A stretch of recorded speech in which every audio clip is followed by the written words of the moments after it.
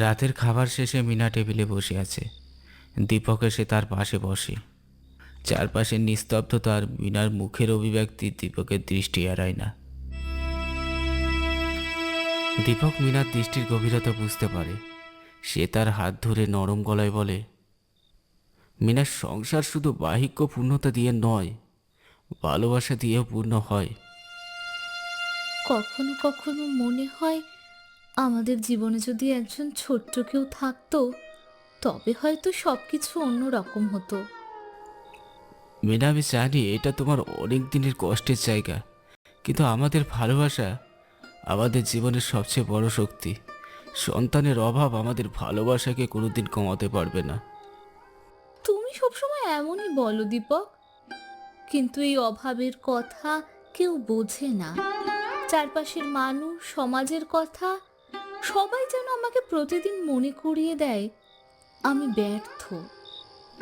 তারা যা বলে বলুক, সেটা আমাদের জীবনের গল্প নয়।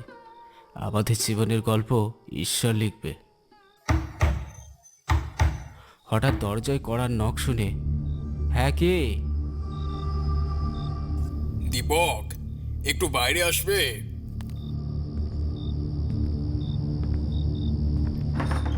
দীপক দরজা খুলে দেয়। আচ্ছা হারনাথ বাবু, আজ এই সময় কি হলো? আপনি তো সাধারণত সন্ধ্যার পর বাইরে বেরোন না। আজ একটু বিশেষ কাজ আছে। বিশেষ কাজ? কি হারাদা? তোমাকে একটা কাজে পাঠাতে চাই। এটি খুবই গুরুত্বপূর্ণ। আমার দেশের বাড়িতে কিছু জরুরি কাগজপত্র পাঠাতে হবে। আমি জানি তুমি ব্যবসার কাজে ঢালা যাচ্ছ। ওখানে যাওয়ার পথে একবার তুমি ওই কাগজগুলো পৌঁছে দিতে পারো? খুব দ্রুত এবং নিরাপদভাবে পৌঁছানো দরকার। দীপক কিছুক্ষণ চিন্তা করে, পরে নীরবভাবে কাগজগুলোকে হাতে নেয়। এটা তো খুব অদ্ভুত কাজ। তবে হারানাথ বাবু যদি বলে, আমি সেটাকে না করতে পারবো না। আমাদের প্রতি কত অবদান, নিশ্চয় কিছু গুরুত্বপূর্ণ ব্যাপার হবে। আমি নিশ্চয় সাহায্য করতে পারবো, তাই হয়তো আমার কাছে এসেছে। হ্যাঁ হ্যাঁ, নিশ্চয়ই পারবে দীপক। নিশ্চয়ই হরনাথদার দরকারি কাজ বৌদিকে এই অবস্থায় রেখে কিভাবে যাবে বলো তো? তুমি যাচ্ছ যখন, তোমার কাছে দেরি হলেও পৌঁছে দেবে। আরে হ্যাঁ হ্যাঁ, আপনি কোনো চিন্তা করবেন না, আমি ঠিক পৌঁছে দেব। তবে মনে রেখো দীপক, যেন কোনো সমস্যা না হয়। এই কাগজের জন্য তুমি দায়িত্বশীল। কাগজগুলো পৌঁছানোর পর যেন পুরো বিষয়টি নিরাপদ থাকে। ঠিক আছে হারনাথ, আমি খুব সাবধানে কাজটা করে আসব।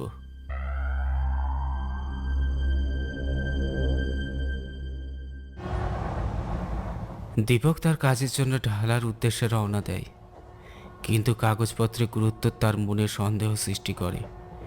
ট্রেনে যেতে যেতে তার মনে নানান প্রশ্ন আসে। কামরায় মোটে 4-5 জন যাত্রী, প্রত্যেকের আচরণ অস্বাভাবিক। এক কোণে বসে আছে এক বৃদ্ধ লোক, হাতে একটা থলে যা শক্ত করে ধরে রেখেছে। বৃদ্ধ যেন এক দৃষ্টিতে জানালা দিয়ে বাইরের দিকে তাকিয়ে আছে, কিন্তু ট্রেনের গতি কিংবা জানালার বাইরের দৃষ্টিসীমা তার চোখে কোনো প্রভাব ফেলছে না।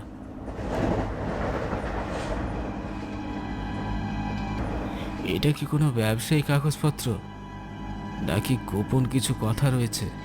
হারানাথ বাবু কেন আমাকে পাঠালে? এসব চিন্তা করতে করতে এরই মাঝে দীপকের একটা ফোন আসে।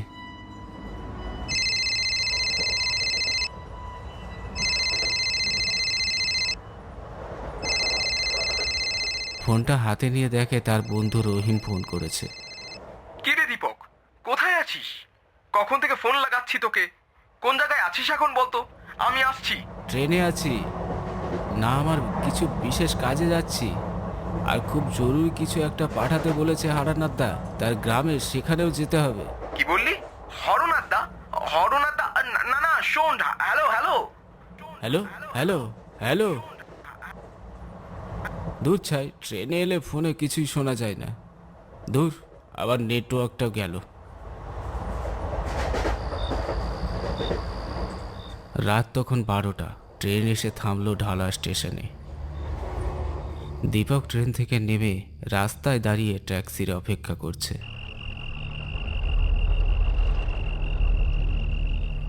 একটা পুরনো মডেলের ট্যাক্সি এসে থামলো তার সামনে। গাড়ির চালক বয়স্ক একজন লোক, মাথায় পুরনো টুপি, মুখে এক রহস্যময় হাসি। মৃদু স্বরে বলল, কোথায় যাবেন বাবু? এই ঠিকানায় যেতে হবে। জায়গাটা চেনেন তো? হ্যাঁ চিনি, আপনি উঠুন, সময় মতো পৌঁছে দেব। গাড়ি রওনা দেয়, শহরের রাস্তা পেরিয়ে নির্জন এলাকায় যেতে শুরু করে। দীপকের মনে কিছু অস্বাভাবিকতা তৈরি হয়। এই রাস্তা তো ঠিক লাগছে না। আপনি চিন্তা করবেন না বাবু, পথ ঠিক আছে। তবে আপনি যে কাগজপত্র নিয়ে যাচ্ছেন সেগুলো খুবই গুরুত্বপূর্ণ মনে হচ্ছে। দীপক অবাক হয়। আপনি আপনি কিভাবে জানলেন? কিছু জিনিস শুধু দেখা যায় না, অনুভব করা যায়। সাবধানে থাকবেন। এই পথে সব সময় সবকিছু যেমন দেখায় তেমন নয়। দীপক ভিতর ভিতর আরো অস্থির হয়ে ওঠে।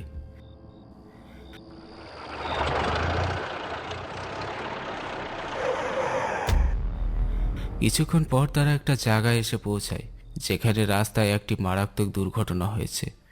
পুলিশ ও লোকজন ভিড় করে দাঁড়িয়ে আছে। বাবু, সামনে মনে হয় বড় কিছু ঘটেছে। আপনি বসেন, আমি দেখে আসি। এই বলে চালক গাড়ি থেকে নেমে সামনের দিকে এগিয়ে যায়। দীপক গাড়ির ভিতরে বসে জানালা দিয়ে বাইরের দিকে তাকিয়েছিল। একজন বৃদ্ধ প্রতীক হারিকেন হাতে এদিকে আসছে। দীপক হাতের কাগজপত্রগুলো শক্ত করে ধরে রইল। বাবু, এখান থেকে আর গাড়ি যেতে পারবে না, আপনাকে হেঁটেই যেতে হবে। কিন্তু সাবধানে থাকবেন, কিছু অদ্ভুত ঘটনা ঘটে গেছে এই এলাকাতে।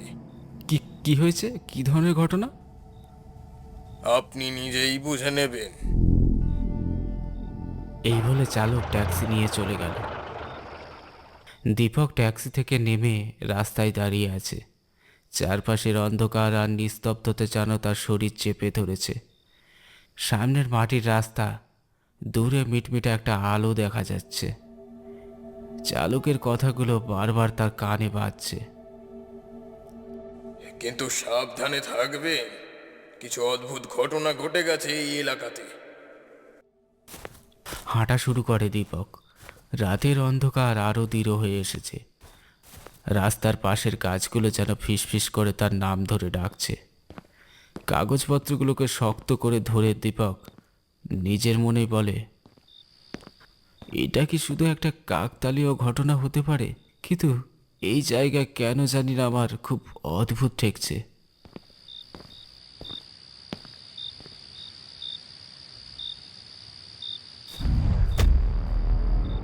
কিছুক্ষণ পরেই দীপক দেখতে পায় দূরে একটা বাংলো বাড়ি। সেখান থেকে হালকা আলো বেরিয়ে আসছে। সে এগিয়ে যায়।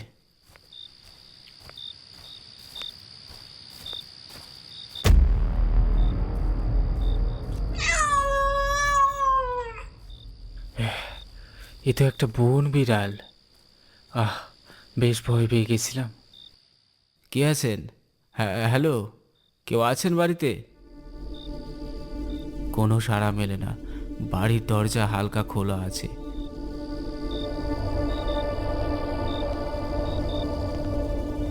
দ্বিধার সঙ্গে দীপক দরজা ঠেলে ভিতরে ঢোকে।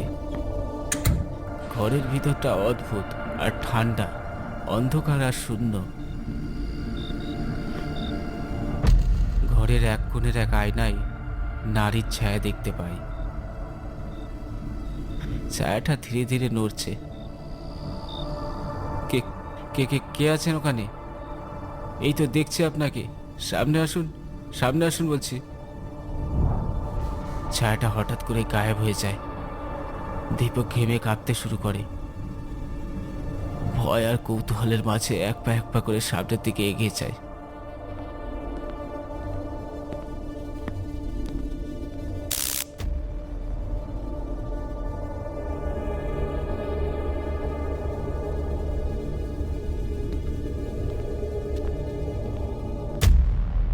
তখনই পিছন থেকে একটা দড়ি এসে তার গলায় শক্ত করে পেঁচিয়ে যায়। কে কে কে আপনি?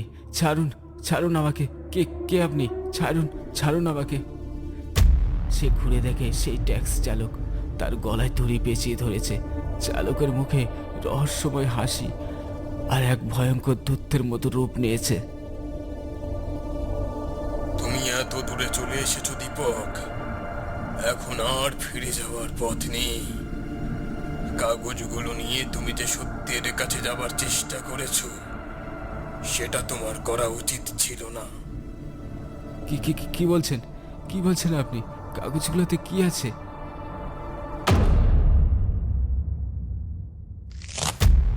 হঠাৎ একটা বিকট আওয়াজ হয়। দীপক ট্যাক্সি চালকের দিকে তাকিয়ে দেখে তার মাথা পুরোপুরি উল্টো দিকে ঘুরে গেছে। তার চোখে কোনো মানুষের অনুভূতি নাই। দীপক মাথা ঘুরিয়ে পিছন দিকে তাকাতেই দেখে ঘরের এক কোণ থেকে একটা কালো ছায়া তার দিকে এগিয়ে আসছে। তোমরা কেউ এখানে নিরাপদ নও। এখানে এসেছিস, নিজের ভাগ্য নিয়ে ফিরে যেতে পারবি না।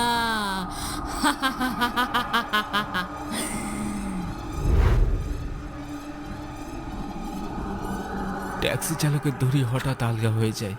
দীপক তৎক্ষণাৎ মাটিতে পড়ে যায়, কিন্তু সে নিজেকে টেনে তুলতেই দেখে ছায়াটা আরও কাছাকাছি চলে এসেছে।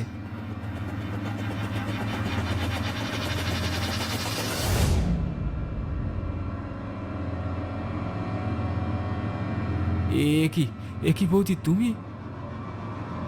দীপকের সামনে দাঁড়িয়ে আছে অরুণাদের স্ত্রী মালতী। মালতীর এই রূপ দেখে দীপক চোখের সামনে সব ঝাপসা হয়ে যায়। সে অজ্ঞান হয়ে মেঝেতে পড়ে যায়।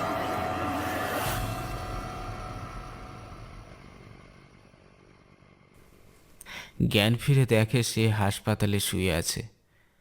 সামনে মিনা দাঁড়িয়ে আছে, তার কোলে এক সদ্যজাত। তোমার জ্ঞান ফিরেছে? হে দেখো, ঈশ্বর আমাদের ঘর আলো করে কাকে পাঠিয়েছে। কিন্তু এভাবে আমার কোল আলো করবে ঈশ্বর, আমি সেটা স্বপ্নেও চাইনি। তুমি জানো একে? হরনাথদা আর মালতীদির মেয়ে। আর জানো তোমার কাছের ওই কাগজপত্রগুলো কি ছিল? ওটা ছিল উইল, যাতে লেখা আছে গ্রামের সমস্ত সম্পত্তি, মিল, বাড়ি, সমস্ত ব্যবসার অভিভাবক তুমি, এই বাচ্চারও। হরনাথদা আগেই বুঝতে পেরেছিল তার বংশোদ্ভূত ভাইরা তারই পরিণতি করতে পারে। এবার আমার কাছে সমস্ত ব্যাপারটাই পরিষ্কার। রহিম যে সেদিন ফোন করে আমাকে এই খবরটাই দিতে চেয়েছিল, আর সেদিন যে রাস্তায় অ্যাক্সিডেন্টটা হারানাতা আর মালতী বৌদি ছিল, সেটাও বুঝতে পারলাম। আর সেটা যে তার বংশগত ভাইয়েরা করিয়েছিল, সেটাও বুঝতে পারলাম। আজও ভেবে অবাক লাগে হারানাতার আত্মা আমাকে ওখানে কেন পাঠালো। হয়তো প্রতিশোধ নেবার জন্য, বা মুক্তির আগে সমস্ত ব্যাপারটাই দেখে যেতে চেয়েছিল।